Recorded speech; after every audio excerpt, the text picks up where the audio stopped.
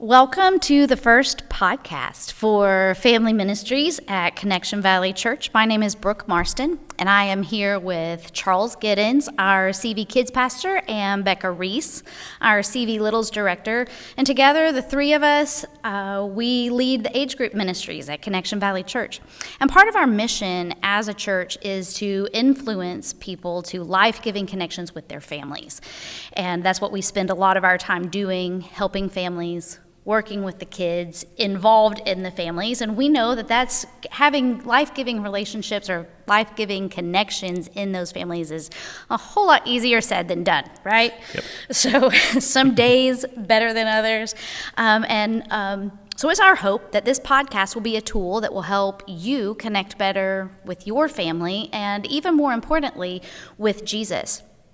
But before we get into all of that, I would like for you to get to know us just a little bit better because we are often on Sunday mornings, we're often running around and working and being busy about things. We don't always have the opportunity to have those kinds of conversations with each other. So I would love for us to start out just sharing a little bit about ourselves so that you can kind of know who we are, where we're coming from, as we go through the rest of this podcast. So Becca, we'll start with you. Okay. You get to go first. Woo, Tell ladies us first. That's right. Tell us a little bit about yourself and your family. So I'm Becca. I am married to Scott. We have been together for married to 21 years. We have 2 children.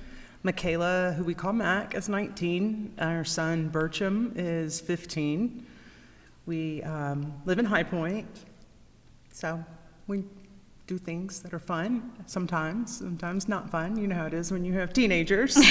And you are a North Carolina native, so I'm a Guilford County native. I have never lived outside of Guilford County. So, yes, if you have any questions about fun things to do with kids, I probably don't know about them anymore because my kids are old, but I can say, well, I used to do this, and that park's not there anymore. Oh, that's great. Thank you. Charles, what about you? Tell us a little bit about your family. Yeah, so my name is Charles. I've been married for October will be 25 years to Vanessa.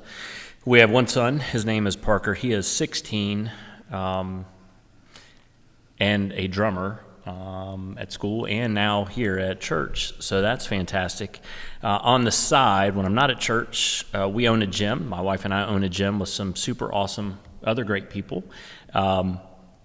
And I am a byproduct of also an only child home. So we have an only child home, and I came from an only child home, which creates a little bit different dynamic than the rest of the staff members here. So a little bit about me. Thank you. And then I'm Brooke. I've been married to my husband, Brian, for 25 years. We dated for 2 years before that. I grew up in a home with one sister, so it was all girls. And I am the mother of 4, 2 boys and 2 girls, and they're all mostly grown at this point. They range in age from 18 to 23, so we're in a completely different phase than a lot of the families that we work with on Sunday mornings. However, whatever stage we've been in parenting, we have been in that stage because they were with it. All of my kids were born within 5 years. So when we were in diapers, there were lots of diapers. When we were in the toddler years, we were in it. And right now we're in graduation season, so that's pretty much what we are doing these days. But our family is, most of the time, it's a pretty good place to be. But with 2 boys and 2 girls, there's always something going on. So it's fun. It's a fun time. So anyway, that's a little bit about me. I'm sure more will come out as we talk through some of these topics that we're going to be getting into in the next couple of months. But it's been my pleasure to work with these 2 for the last couple of years. And I'm really excited to step into this new season. Over the last couple of years, we've led some small groups specifically geared toward parents and specifically centered around parenting. And one of the things that we began to recognize, and this is going to sound so beyond obvious, and that is that we all operate on very different schedules. And so sometimes getting together in person for parents can be a real challenge because our family schedules are so drastically different. So we're hoping that this podcast can be a way to bring parents together, to help us to connect around some common ideas, even when we can't be in the same room together. And we became aware of a book a few months ago that we think will be helpful for your family. It's already been helpful for our families. And so what we would like to do is we would like to read it together. It's really that simple. But instead of just saying, hey, guys, here's a great book, we would love for you to read this book, go grab a copy and see ya. We would like to cover a few of the topics on this podcast so that we can all learn together, we can hear from other parents, things that they are doing well, ways that they have failed, so that we can grow and connect together. The failures are probably more funny, but we all are there. So the book that we are wanting to read together is called Habits of the Household. It's by Justin. Yeah, you can go ahead and hold it up, Charles, if anybody's watching. Habits of the Household by Justin Whitmel Early. And you can find it on Amazon, Kindle, really any book distributor, online bookstore. When I went online to just search, hey, where can we find this book? It's even available in some of our local libraries. If anybody goes to those anymore, that's pretty cool that you could just borrow it, check it out. That way you don't even have to commit the $12 or $15 or whatever it is to purchase it. But this book is really, really great, and it's really all about establishing habits and rhythms that help us ultimately be the kind of parents that we want to be. As you guys read just those introductory sections, what stood out to you in terms of the value of habits and how they are formed? Yeah, I think a lot of what Justin writes is things that have kind of hit me lately. And he talks specifically in the introduction, and the introduction is great, by the way. It's worth the price of the book already, but he talks about the rule of life, and it's very intentional and specific. And he said, a quote in the book, in the introduction, it says, if we don't have radical communal habits to form us, then we'll end up conforming to the communal patterns of the world around us. And I think a lot of times what I find myself and Vanessa, parents parenting, we find the world shaping what we do. And I think one thing that this book has been pretty clear about is if we want something to be different, we have to be different. And he starts off right from the very beginning, and he says you can't think yourself out of a pattern you didn't think yourself into. You practice yourself into it, and you have to practice your way out of it. And I love the fact that it's not just pie in the sky. Like, you get a chance to operate and put rubber to the road in this book, and I thought that piece really kind of stood out to where I'm personally living right now. That actually stood out to me too, that you can't think your way out of a pattern that you've practiced yourself into.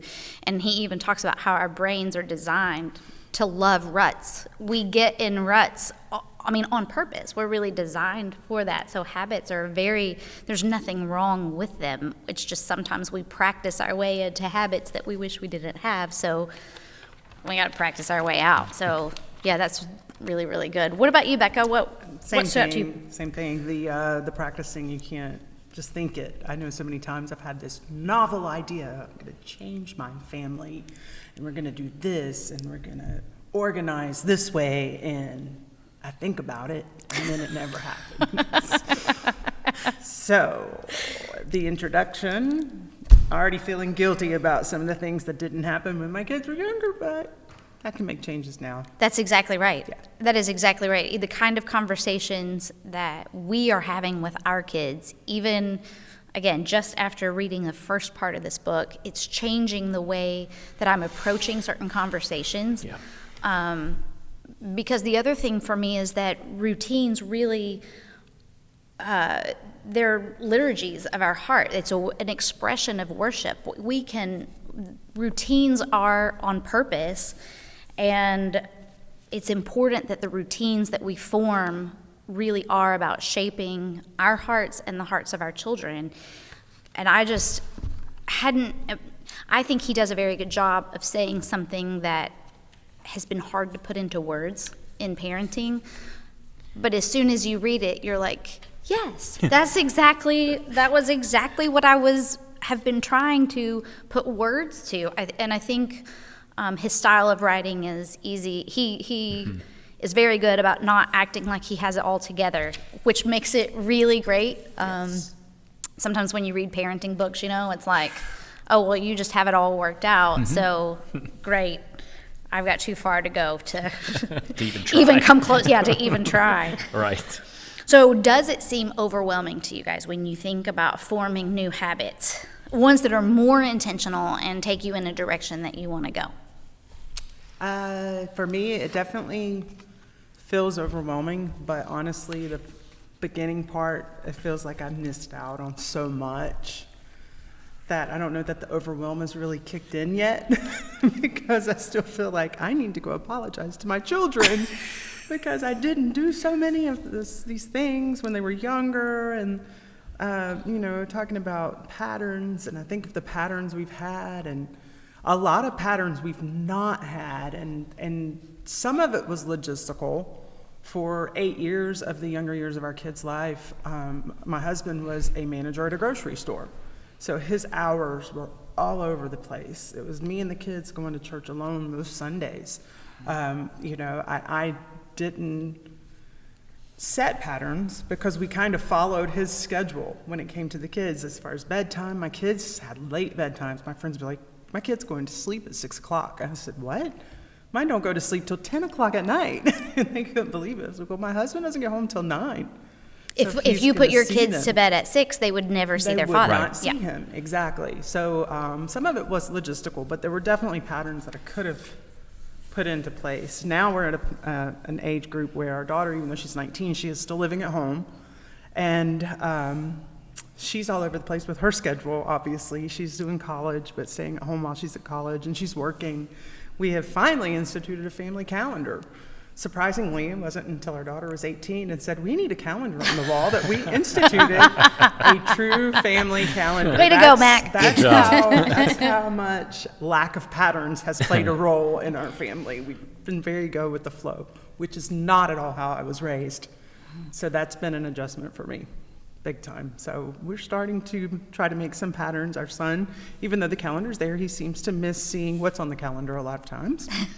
Well, he's just not used to looking for the calendar, He also seems to miss some of the family group chats. He'll say, I did not know this was happening, and I will say, open your phone, and he'll look at it. Didn't see it. So he's a little more like Dad when it comes to needing some organization. He doesn't really see it as important. I'm a little more type A, our daughter's a little more type A, so we tend to be the ones that want the structure. She loves family dinner. Like, she loves the structure of sitting down and having discussion, asking specific questions, a communication cube where you pull the cards out and ask questions. She loves that kind of thing. So I think she's actually been fairly instrumental in some of the new patterns that we've created more recently. That's awesome. Yeah. It's great when your kid can be on board with helping establish some habits and some rhythms and routines that help you really form your family. What about for you, Charles? I hate structure. We all know That's true. not true. I am so wired to like structure and habits. So for me, the overwhelming piece is not forming new habits. The overwhelming piece comes in two different places for me, and it's when I have a setback, right? When the habits that we put into place either don't work or we fail at, because it's never going to be perfect. And for me, I struggle with that. So when that kind of stuff happens, I do get overwhelmed because I feel like we're not in the place we need to be. And I think the other piece from an overwhelming standpoint is just living too rigid. When I decide that habits, when it's a habit, is going to become a big deal, I miss the purpose of living with love, and it becomes about the habit, and it becomes very, I mean, I hate to say this, but a little bit legalistic and a little bit, just not loving. So I think for me, the piece that gets overwhelming is when we're there, and that happens on a pretty regular basis with me from a structure standpoint because I like things to be a certain way, and my habits, my patterns are very established most of the time. So I have to do a much better job of what Justin talks about in the book, which is being messy. So that's where I find the overwhelming piece is going to probably come in more. Yeah, have you guys ever been in a situation where you're doing something like those mealtime discussion starter things, and then the conversation goes completely off the rails and it turns into an argument, and you're like, wait a minute, we were supposed to be connected. This was supposed to be a good thing. Now why do we all hate each other and want to leave the table? Yeah, it's definitely messy when you get into those things. And I think for me, some of the things that I know we're going to be talking about in here, you kind of spoke to it just a little bit before, having a little bit of, I don't think you use the word regret, but for me, there's a little bit of regret that some of this wasn't established in a more intentional way when the kids were younger. I do think that the positive is that Brian and I, over the last couple of years, as we've become aware of some different things that we could be doing, we have instituted things late in the game, but it's really incredible how quickly sometimes those things gain traction. And so there is hope, even if you feel like it's too late. But I think for me, a lot of it is just, oh man, I wish I had done it this way. I wish I had been having these kinds of conversations with my kids around some of the ideas that we're going to be talking about. In this book, it's not structured like a lot of books. We don't have to read it in order from start to finish, even though I definitely recommend reading the introduction first, Yes. just because it kind of explains how the book is laid out. But you don't have to necessarily read it in order, and all of the chapters aren't necessarily just about parenting. So sometimes it's like, I just really don't want to read a parenting book. I don't feel like this book is like a lot of parenting books, in that a lot of it isn't about being a parent at all, as much as it is learning how to be a child of God, learning to have relationship with God, and form habits where you're living from that place each and every day. Some of the chapters are going to focus on our formation as parents. Other chapters focus on the formation of our children, and some focus on the formation of our families, which I think is really, really great, and I'm excited about that. So in our podcast, our plan is to cover 2 topics that focus on forming our children, 1 topic that is about forming us as parents, and 1 that is centered on forming families. And we're going to be interviewing other parents so that we can hear from them, and we're not just telling all of our stories, but that we're hearing from other people as well, because we do all have, our kids are all a little bit older at this point.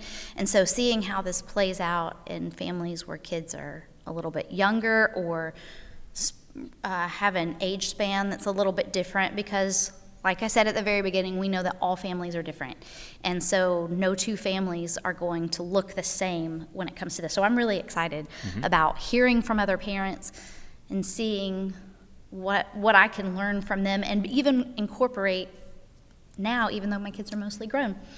So is there anything else that you guys want to add about the book, or about what we're hoping to do, or anything before we close out just this introductory podcast? I think one thing for me, and I think it's for someone who gets caught up with this a little bit more than others, Justin in the book says our habits won't change God's love for us, but God's love for us can and should change our habits. And I think that's important for me to always keep front and center when I'm going through books like this that are very helpful and give a lot of great information, to remember it's not about working for God's love. It's letting that work in me and through me in our family situation and dynamic. And I think if you attack this book with that in mind, it's going to go great. I think it'll be fantastic. So far, this book, to both of your points, there's a little bit of not regret, but a little bit of I think, lamenting that I've didn't do this earlier. But to both your points, the great thing about this, even for someone like me who's got a kid that's 16, not out of the house yet, but we have already started implementing some of this stuff, and it's already starting to do wonders for our relationship with our son. So I would just tell you, even if you're not brand new parents, this is a book to grab and go read with us. Yeah, I totally agree. Becca, any other thoughts? Yeah, for me, I love that you said it has the section about working on us as individuals, as parents as well. I'm not great at reading. I'm going to be totally honest. I've not read the whole book yet. I've read the introduction. I've read the first 2 chapters, and I'm ready to read more. I'm not a reader. So the fact that I'm excited about reading more tells you go buy the book. But the first 2 chapters, I've already implemented some of one of the first chapters is about waking and how you wake and introduce yourself to the day. And even that has had an impact on me and how I'm starting my day. Mm-hmm. So I'm not raising little kids that I have to wake up for school. So implementing it with them will be a little bit different. Somehow trying to figure a way to have some family time in the morning. But even for myself, I've already implemented one of the habits of how I wake up. It's interesting that you mentioned that, and I'm going to throw this in here. This is not really planned, but that chapter, it's so good, and I don't want to get into it because we're not doing a podcast on that topic, but waking to the reality of God and who he says you are. That chapter is so excellent, and it's not one that we're going to cover on the podcast, so you guys have to read that one. You have to read it. But my youngest, she's a senior in high school, and I want her to wake to the reality of who God says she is. And so I've been able to, I thought, how can I do this? Because she's not a little girl anymore, and we don't have those, she gets herself out of bed and those kinds of things. But I've left little notes. And I'm like, it is a way for me to say, hey, just wake up to who God says you are. And she doesn't know that that's what I'm doing, unless she listens to the podcast. But, she doesn't know that that's what I'm doing, but I'm hoping that just that little tiny step helps her to begin to see who God says she is at the start of a day. So, that's great. I'm glad that you mentioned that. And again, we can't emphasize enough, this book is great. And I think there will be takeaways no matter what stage of parenting you are in. So we would love to have you join us next time. We're going to tackle the topic of discipline. We're just diving right into the deep end, to everybody's favorite, because how in the world do you even discipline children? We're gonna dive into that one right out of the gate. So in the meantime, we would love for you to go grab your own copy of Habits of the Household. Again, they may have it at the library, but if you have your own, you can mark in it and dog-ear pages, and I've already been doing that, so I think you probably will want to too. So grab your copy of that, start reading. Thank you for joining us for our first podcast in this series, and we hope that you will continue to join us as we develop habits that draw our hearts toward Jesus and our families. So until next time,